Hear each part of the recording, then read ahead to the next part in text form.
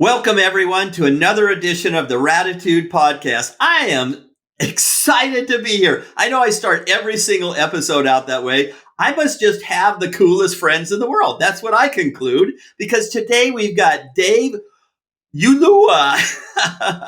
And I met Dave through sort of the Tony Robbins Platinum Partnership, but not really. He and his wife, Yvette, beautiful, beautiful lady, they were hosting one of Tony's Thanksgiving brigades where you collect up turkeys and all sorts of Thanksgiving treats, and you take it to some people that maybe don't have a turkey that year.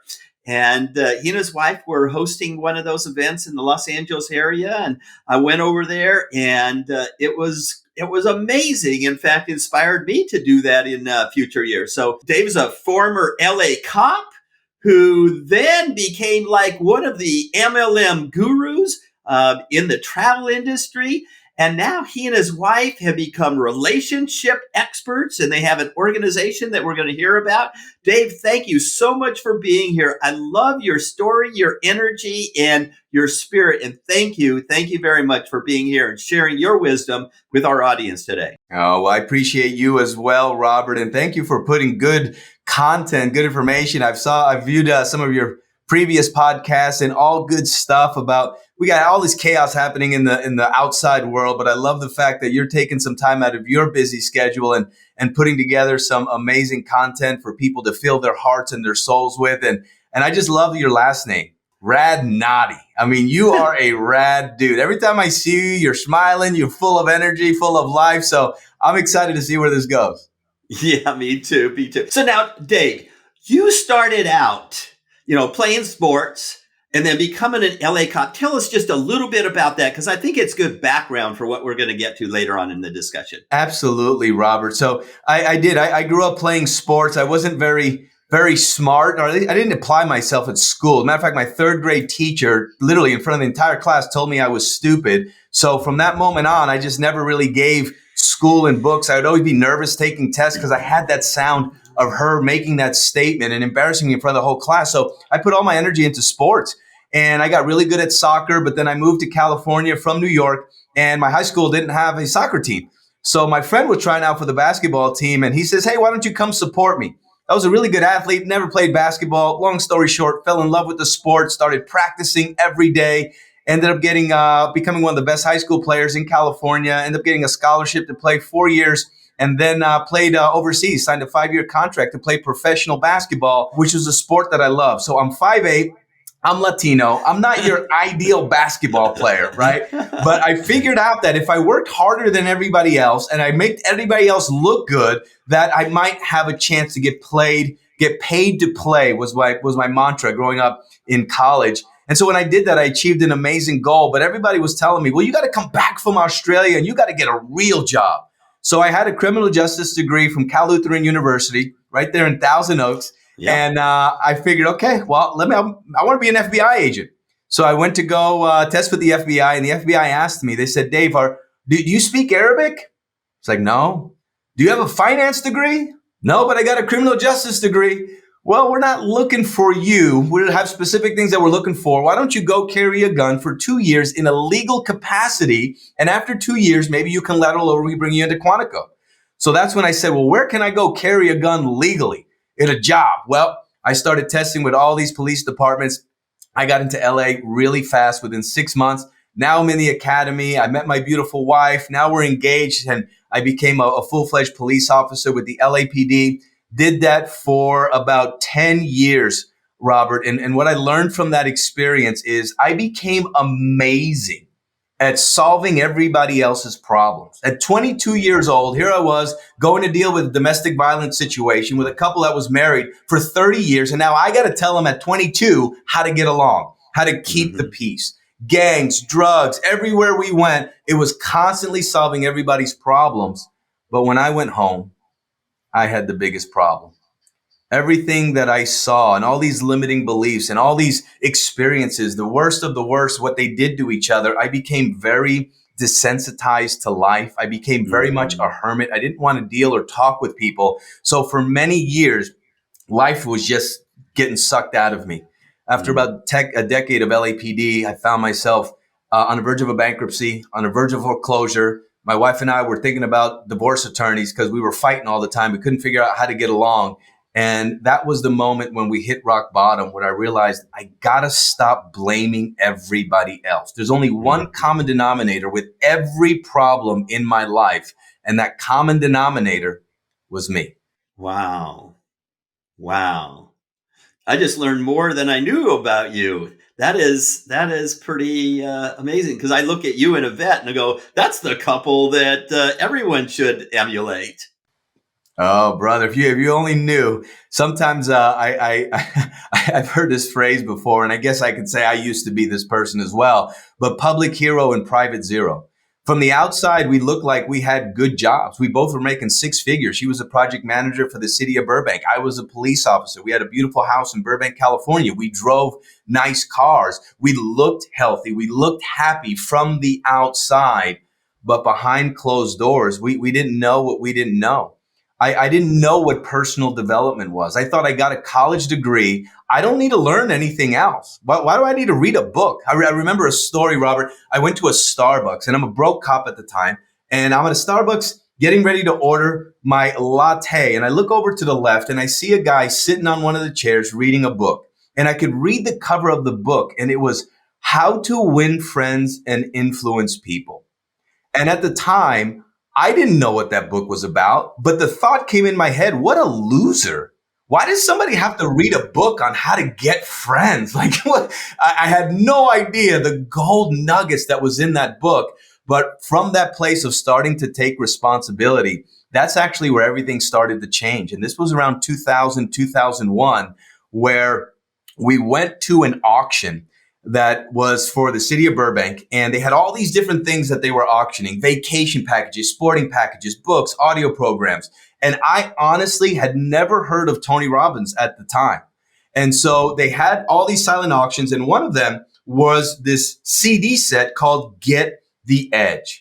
And at the time, I remembered some of the things that helped me out in sports was visualization, visualizing how I wanted the game to go. And I'm like, man, I wish I could start doing that again. So when I saw these CD sets, I picked it up and it started talking about getting this slight edge. Have you ever been in the zone before?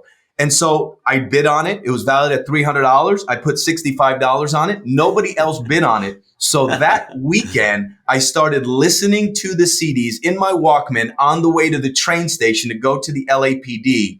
And what I started hearing was, have you ever been in the zone before, where you were just so locked in, where your confidence was high and everything you said and did was just on point? And I thought to myself, in basketball, man, there was a couple of times where I just couldn't miss everything I threw up. He says, do you know how you got there? Or did it just happen? What if there was a way where you can set yourself up every single morning from the moment you wake up and get in that zone? And he called it the slight edge. So I didn't know who Tony was, but I work really good with coaches. So I started listening to him and I started doing that ritual, the gratitude walk in the morning, the incantations, the visualization. And I started doing that every day before I went to work, and things started shifting. And then my wife and I thought, man, if his CDs are this good, let's Google the guy. So we Googled Tony Robbins at the time, and he was doing an event. This was 2001 now, up in San Jose, California. We were broke. The tickets cost like $500 each, plus hotel, plus flights. We're like, you know what? We're already, might as well just put it on a credit card. We're eventually going to file for bankruptcy probably. So let's just put it on there. What's another couple of $1,000? We end up going, and that event changed the trajectory of our life forever. Wow. Wow. And so I was thinking that you got into the MLM world first and became super successful there. And then they encouraged personal development, but it's sort of the other way around, huh? Yeah. So it's funny you bring that up, because we started going to Tony Robbins. We did all of his, we signed up for Mastery University. You know, we did several UPWs. We started crewing. And then Tony, as you know, he basically talks about his platinum partners. And this was in 2001. And I remember he talked about it and he said, we're going to have a breakout session for anybody that's interested. Yvette and I are broke. We could barely be there, but we're like, man, let's go find out, like, who are these people? What is it all about? And so they started talking about this program, about how they travel around the world with Tony Robbins and all these people from different walks of life, and they're playing life at the highest level, and they're all about adventure, contribution, and making a difference. And we were like, wow, this is awesome. And then they tell you, yeah, it's $65,000 per year per membership. And I'm thinking to myself, 65,000 for a membership? How the heck do people afford this? So Yvette and I, again, I'm a broke cop. She's a government employee. And I remember Tony talk about modeling. So I said, well, let me go find out, what do these people do for a living so that maybe I can start shifting my career? So I started asking a bunch of them. Robert, 75% of the people that I asked to, they were top income earners in a network marketing company. Isn't that amazing? I had no idea that even existed when I first found that same kind of response. Not 75%, but holy tamale, that is like crazy. And at the time, I'd never done a network marketing company. I wasn't in a network marketing company, but that just planted the seed. And most of them were nutritional companies, and they were from different parts of the world. But that planted the seed for entrepreneurship. And so from there, then I was introduced to Robert Kiyosaki. Read the first book ever, cover to cover, Rich Dad, Poor Dad. And I ate it up because I never thought somebody like myself that was a blue collar black background. My dad was a deli man. My mom was a house cleaner and babysitter. They never had some really nice, high paying jobs, but they worked really hard. So I only knew one way to make money: go be an employee and work for somebody else. So when I read that book, now I got Tony Robbins, Personal Power, Robert Kiyosaki, Be an Entrepreneur. I left that event a motivated idiot. Like, okay, we're going to do it, whatever we're going to do. So I remember a friend told us, if you love what you do, you never have to work a day in your life because you love what you do. So I sat my wife down and I said, babe, what do you love to do? And Robert, she said, shopping. I said, what do you love shopping for? And she goes, clothes. I could do it all day long. I love shopping for clothes and looking fashionista and all this. So we thought we had this genius idea. We didn't have any money, but we had a lot of line of equity in our home because the values of California properties were going up like crazy. So we took $20,000 out, line of equity, and we started a retail clothing store up in Woodland Hills, California. We got our business license. So Yvette loved it because on the weekends we'd drive down to LA in the garment district. She'd get all the clothes at wholesale, and then we'd bring it home. And now we're price tagging it. Well, how much do you mark it up like to make a profit? Like, how do we know how to do it? We don't know any of that. So when we got the whole store set up. Now we got employees, workers' comp, lease space, inventory. We still have our full-time jobs. And that became the huge vacuum where we lost more money than we made, but it gave us a taste of entrepreneurship. From that business, Robert, is how we were introduced to travel network marketing. There was a guy across from us, and he had this vitamin store, all these different vitamins. He was always busy. And at the time when we signed up for Mastery University, Tony did Life Mastery in Fiji, or he did it in Palm Springs. And in my mind, on a cop salary, we ain't going to Fiji. I mean, get on a flight, hotel, you crazy? We're going to Palm Springs. But my queen, she wanted to go to Fiji. And so I told her, I said, babe, if you find a way to get us great deals to Fiji, I consider it. That's a lot of overtime as a cop. So she had her antenna up. She saw this guy across from our store that was closing up shop, basically taking everything out. And she asked him, she said, why are you closing up? You've been so successful. He goes, oh, I'm getting out of the nutritional business. I'm getting into the travel business. Ding, ding, ding, ding, ding. And he goes, travel? Well, my husband and I want to go to Fiji. Can you help us to save money on flights? He goes, of course. Why don't you come to our travel orientation? So she comes home, Robert, and I got to wake up early. And she's like, we're going to this travel orientation. And I'm like, all right, you go. Let me know what it's about. She's like, no, if we both got to go. We both got to make a decision, and we both got to be there to see it. So she took me kicking and screaming to my first ever network marketing meeting. And it was all focused on travel. What could be better, huh? Exactly. So then what happened? How did you become like the greatest travel people, and you two were on stage in front of thousands and thousands of people? Do you want to hear the real story or the story that Yeah. we tell the general public? We want to do the real story here. I'll give you the real story in Reader's Digest, but just so you know, this is not something that we've told out in public, because first, a lot of times people don't even believe what I tell them, but this is how it really went down. So I told Yvette, we're going to sit in the back seat, because if I don't like what we hear, we're out and I'm not going to waste my time. So we're sitting in the back, and it was all these, like 100 people that showed up to this meeting. Two young guys get up that supposedly were millionaires, and they'd made a whole bunch of money, and they were doing the presentation, doing the song and dance, and they start talking about travel and vacations and how cool would it be if you were able to play wholesale versus retail. And if you're in the travel industry, you get all these amazing perks and benefits. And so I'm like, wow, that sounds pretty cool. And Yvette's kicking me under the table saying, we need to go on a vacation, and this is the way to do it. So then they started talking about the business model. And I remember the platinum partners of all these people that were in this home-based network marketing business, and they kept talking about residual income.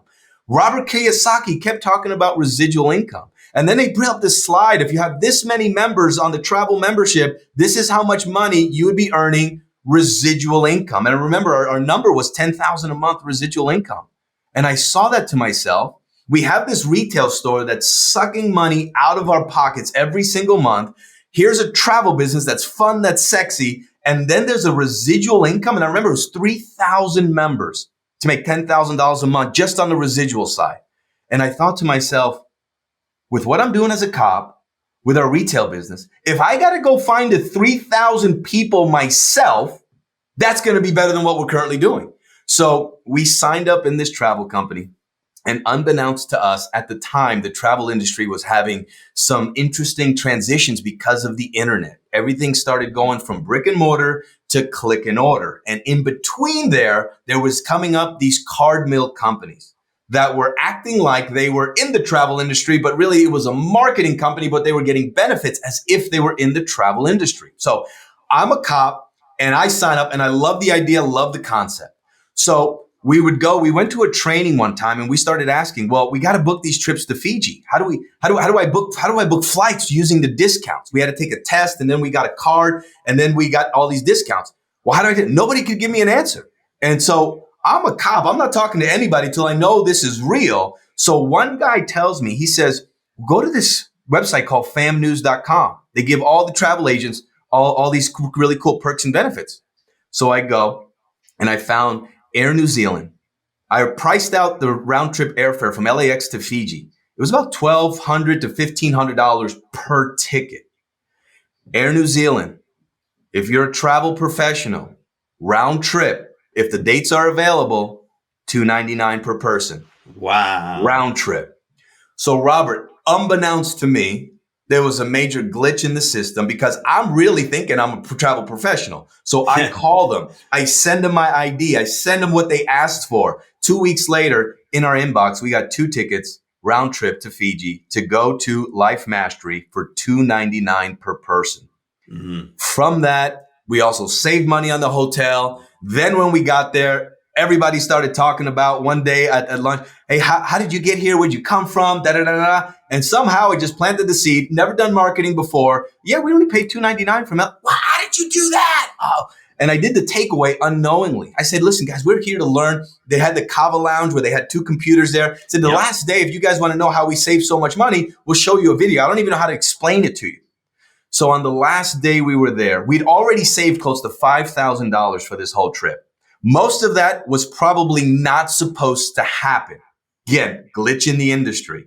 Then while we were there, we're in the Kava Lounge. People are asking us. I got 5 people around, 1 video computer, another one, people coming in. Next thing I know, 12 people are throwing their credit card at me saying, sign me up. Wow. By the time we got back, Robert, we had all these checks in the mail. We had saved all this money. And we decided to shut down Blue Butterfly, which was our retail clothing store. And we went all in travel network marketing.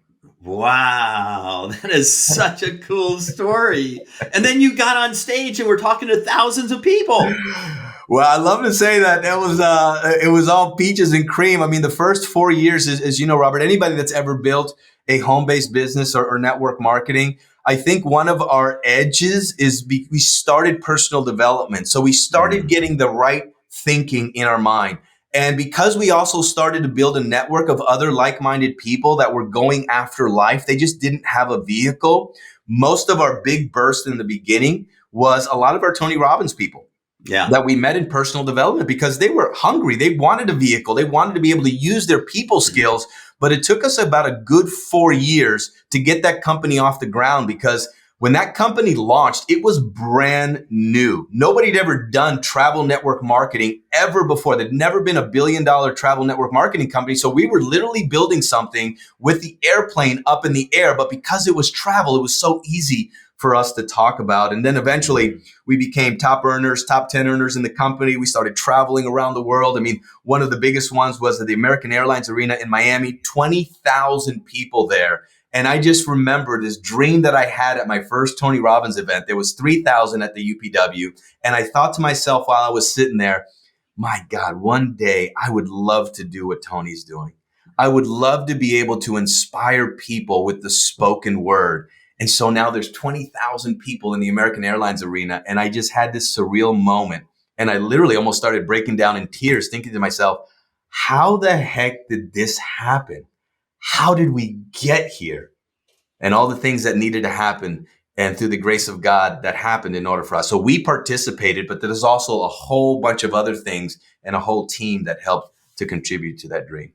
Yeah, so that's a really good question of how this happened. So I want to go a little bit deeper on that because you're sitting there, you and Yvette are speaking in front of 20,000 people. Were you always a good speaker, an energized kind of person? Or because I'm guessing, especially with your facial expression, that probably the answer is no. But how did your mind develop? Like, was it going to Tony Robbins? Was it other things? How did that happen where you became just an amazing speaker? Oh, well, thank you, Robert. I truly believe I'm still a work in progress, but I do receive your kind communication.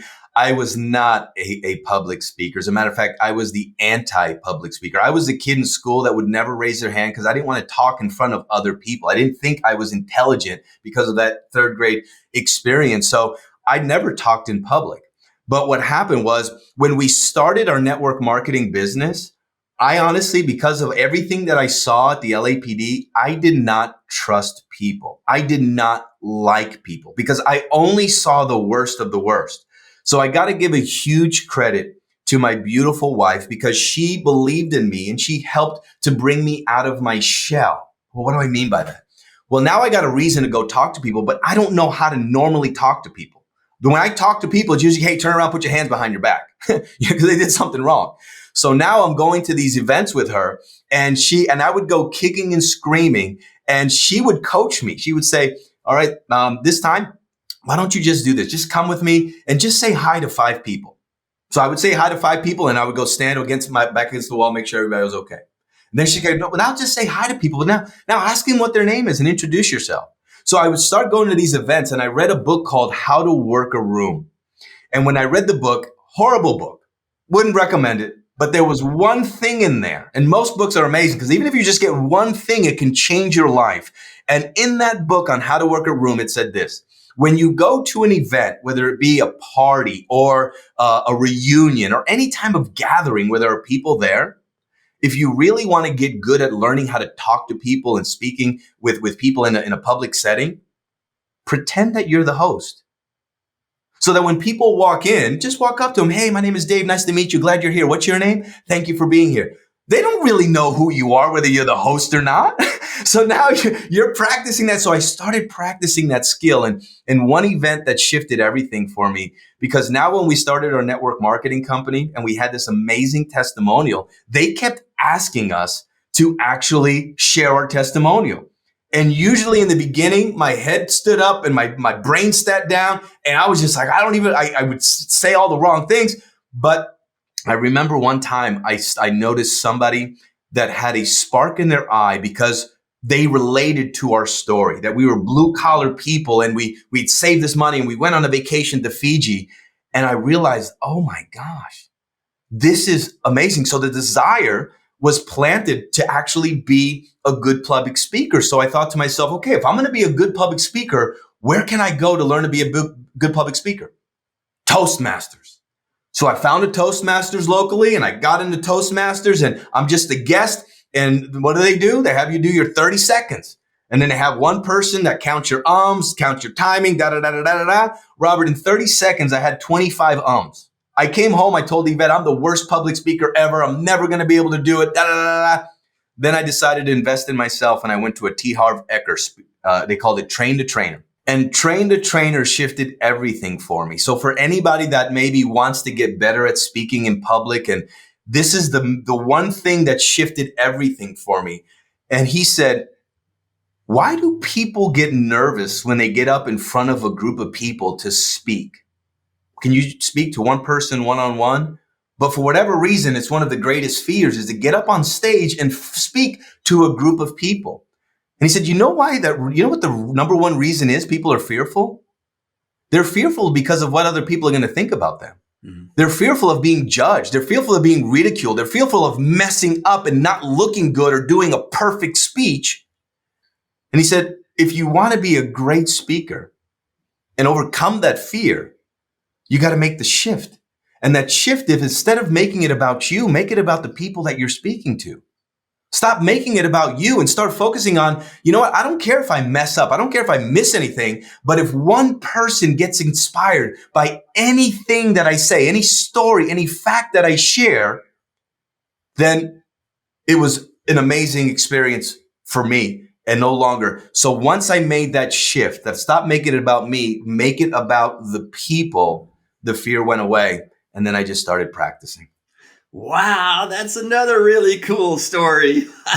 I love that. I was in Toastmasters when I first got out of college and started working for Exxon. And it was tough because I was scared to death. I didn't raise my hand in school either. And also wanted to say that my second Tony Robbins event was in Fiji. And the thing that I remember there was all those platinum partners sitting in the front.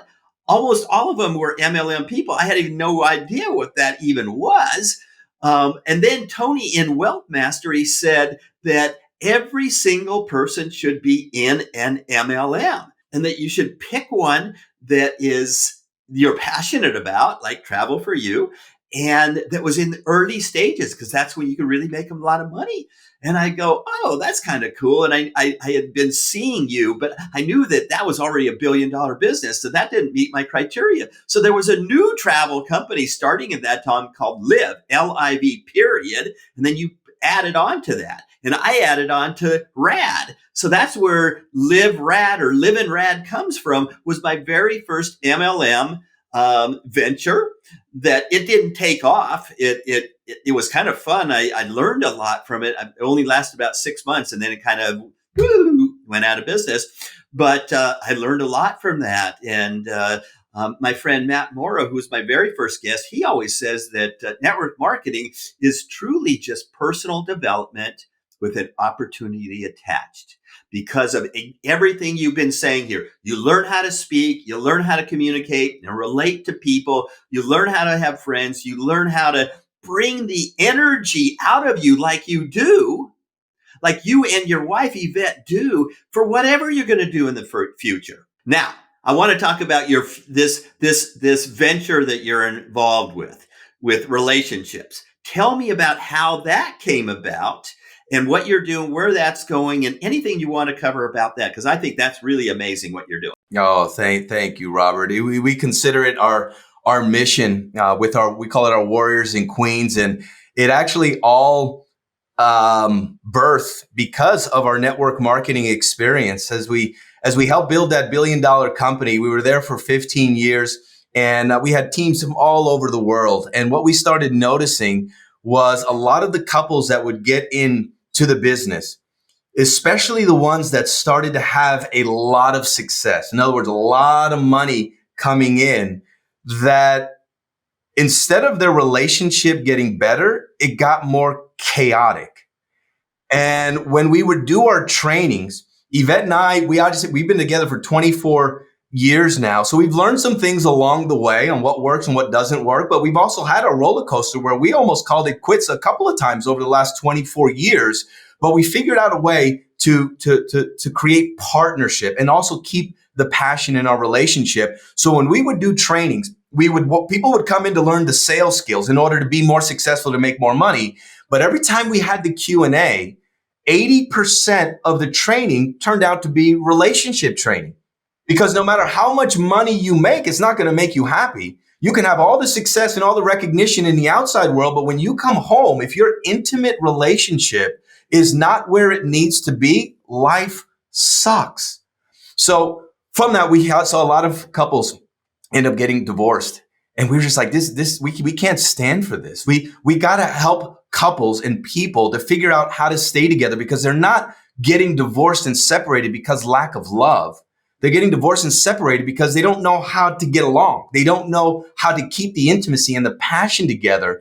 And that's where Yvette and I said, okay, we know what we know, but we also know there's a lot of people out there that know more than us. And one thing that Yvette and I, if I can share with anybody, because there's a lot of people that do personal development. And I think personal development is an amazing, amazing thing. The books, the audios, the trainings, the seminars, the people you hang out with. But all of that personal development means nothing unless you apply it. You can have all the knowledge and the wisdom here. And if there's one difference between Yvette and I compared to a lot of people that started on the same personal development journey, is we are relentless at applying what we learn. Not everything works, but just the fact that we took action on it, at least we're applying it. And it's not just shelf help. We're just sitting on the shelf, right? So we decided, okay, if we really want to take this game to the next level, who's the number one relationship person that we know out there? Well, Tony Robbins has a great relationship course, but who's his mentor? Who's one of the people that he learned from? And that's where Allison Armstrong came to be. So one of the best relationship books, 2 relationship books by Allison Armstrong, is The Queen's Code and Keys to the Kingdom. Completely changed our life. Literally in 3 days, I read all of her books. We decided to go to one of her workshops. And then from there, this was many years ago, this is the last time that she was certifying people to teach her content. And so we went through a whole year. Yvette and I were the only couple in Allison Armstrong's entire community that have ever gone through and got certified. It's a year long. It's almost like getting your MBA in her relationship content so that we can teach it. And what started happening, Robert, is we started teaching some of the things that we were learning and not even really coaching people with it, but just sharing some things that we've learned along the way. And their relationships started shifting. And their relationship started changing. They're like, hey, you guys should do a workshop. So we launched the workshop when we lived in Arizona about 5 years ago. We said, okay, we were really sick at the time. We say, God, if you really want people to come and show up, then you put the people in. Okay, we don't have the time, energy, or the health to actually market it. We put the event together through people word of mouth. 100 people showed up. And that's how our Warriors and Queens basically was launched. And so now we do a live event. We have a year-long mastermind called Unshakable Love Mastery, and we're getting ready to launch our Warriors and Queens Academy, where people can actually learn a lot of this content just from home. So they don't have to fly to an event or do anything. And we're creating that program.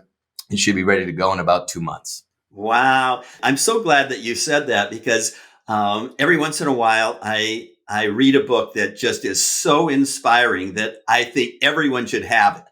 And Keys to the Kingdom was one of those books where I bought 10 copies of it. I always had 10 copies in my office. And when someone came in or someone I thought needed it, I would give them a copy and say, this should be required reading. I said for every woman, but then I would go, but guys need to know this too. But it's required reading for every woman. And in order, Keys to the Kingdom, and then Queen's Code, because it's a fable, which I love learning from fables. There's some really good books out there that are fable form, and that's how I'm writing my next book. But it's so amazing how she teaches. And literally every woman that I've coached that has taken the time to read that just sits there at the end and goes like, holy tamale. They don't use those words. I had no idea that I'm a frog farmer.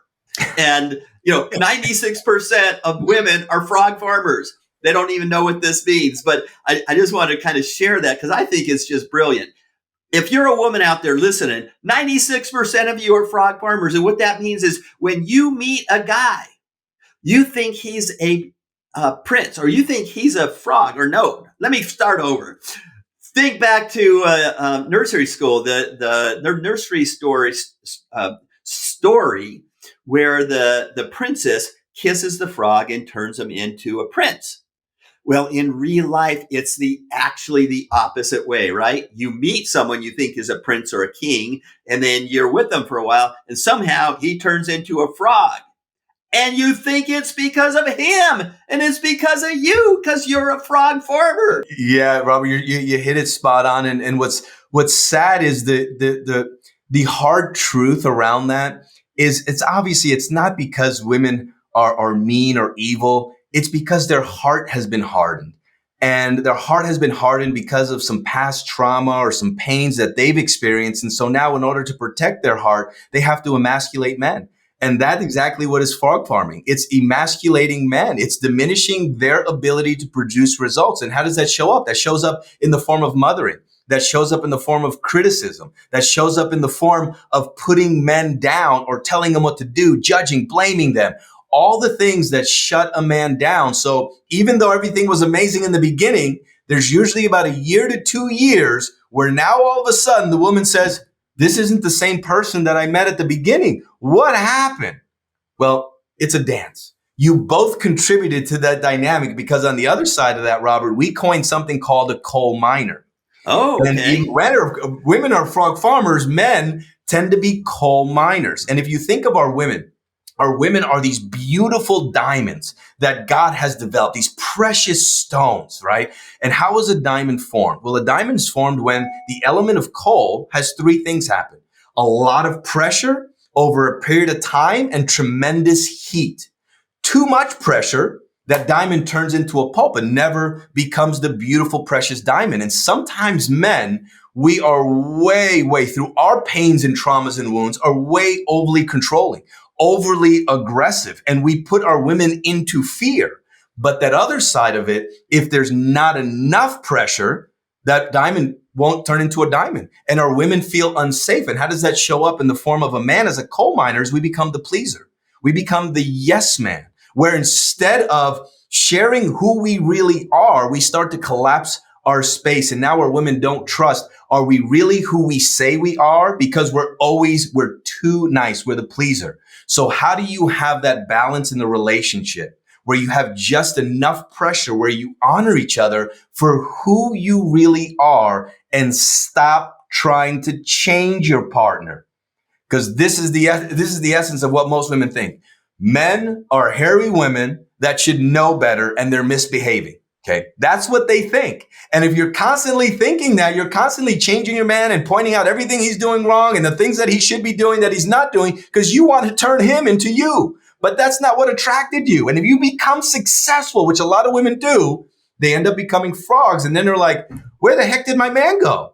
You're like my friend now. You're my roommate. Where did my husband or boyfriend or where did my man go? I really like that. Coal miner. I've been wanting to know because there's got to be an opposite to it.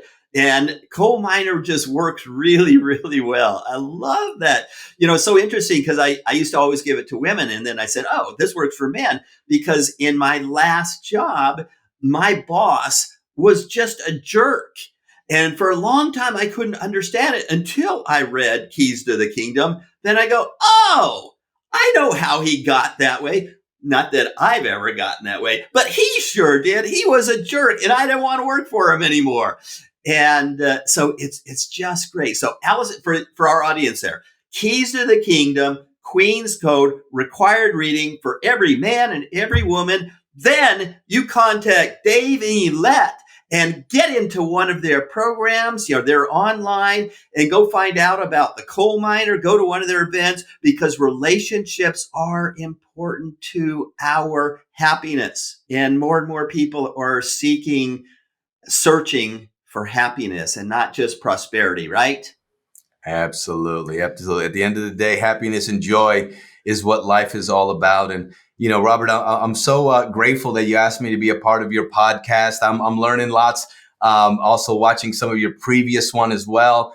And for Yvette and I, we really believe that, especially in this day and age where there's so much, what we truly believe is needless suffering, when people really learn how to get along. And I think one of the biggest things that we found in working with literally thousands of couples from not just the United States, but all over the world, is that they're not really evil people. They're just people that are reacting to life based on their old unresolved pains and traumas that they haven't resolved. And every time we have some type of trauma, we create this mask around our heart, if you will, our essence, our soul, to protect ourselves. We get hurt, we get pain, we get disappointed, and all of these masks that are protecting. And anytime somebody pokes on that mask, we get triggered.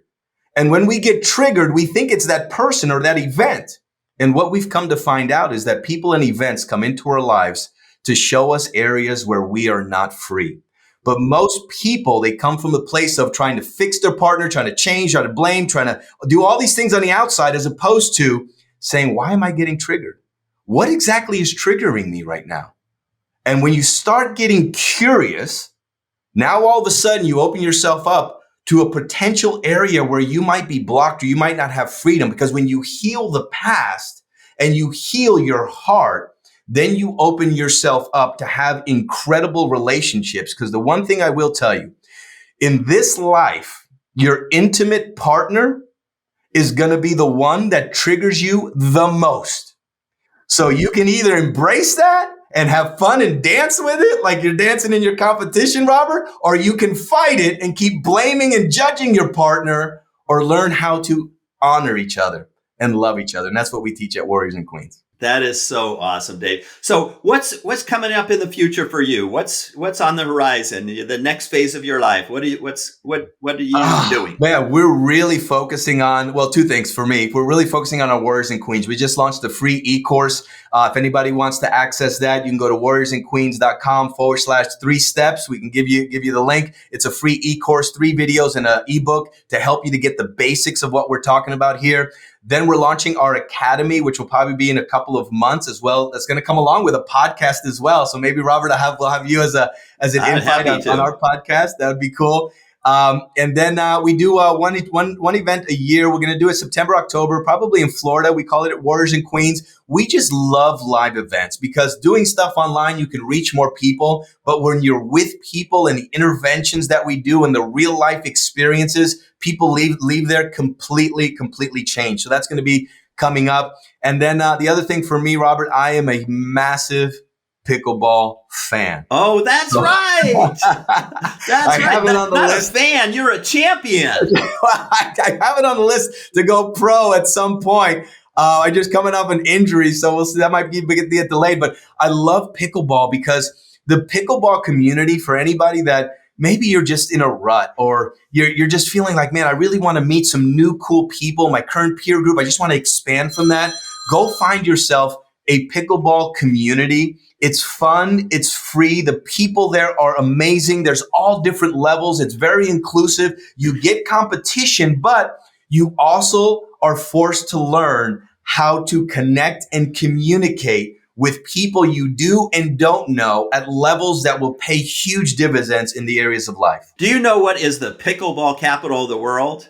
Or I do not. At least we claim it. Naples, Florida.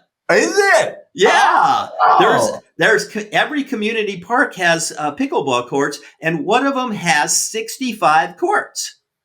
No. And we Naples markets itself as the pickleball capital of the world. I'm going to have to come visit. Wow. You're invited. Now, I had another idea. In June 25th, I believe, I am hosting a group of people on a yacht. I've rented a yacht in Croatia. We're going to be floating up to Venice, Italy, very romantic city. Maybe you and Yvette should come and we could teach relationship stuff on the boat. Wow. In addition to neuroscience, relationships, and then at the end, I could hypnotize everyone with all the learnings and so that they could integrate it immediately. What do you think about that idea? Man, hey, send me the info. I'm all in. I just got to look at the calendar, but that sounds amazing. It's funny you mentioned Croatia. That's on our list for Yvette and I, and to actually go on a yacht and a boat in Croatia. So you're just speaking all the right words, Robert. All right. Well, I did this a couple summers. I've been to Croatia like 12 times now, including 2 years ago. I rented a yacht and we did this. It was my first event. And last year we did it in Greece and Turkey. And I'm taking a group to Vietnam. So even though live.rad, the MLM didn't work, I've got my own thing, the Lovin' Contagiously boat. In fact, this even works better because I forgot. That's what these trips are called, Lovin' Contagiously. So we put relationships in it, working on yourself, hypnotizing people. We end up in Venice, floating along, taking a gondolier ride. What could be better? Wow. That's amazing, Robert. You're putting so much good stuff out there into the world, brother. David, it has been such a pleasure and honor having you on our show. You and Yvette, you're just role models to me. And I thank you so much in so many different ways. And so many people don't realize what a role model they are for someone else. And so if you're listening out here, you can look at Dave and go like, that dude really did it. But I'm sure you did too. And be proud of yourself. Love on yourself. Come join Dave and I in Croatia and Joe too. Thank you, Dave. Thank you so much, Robert. I appreciate you, brother, and keep lighting up the world. All right. Thanks a lot.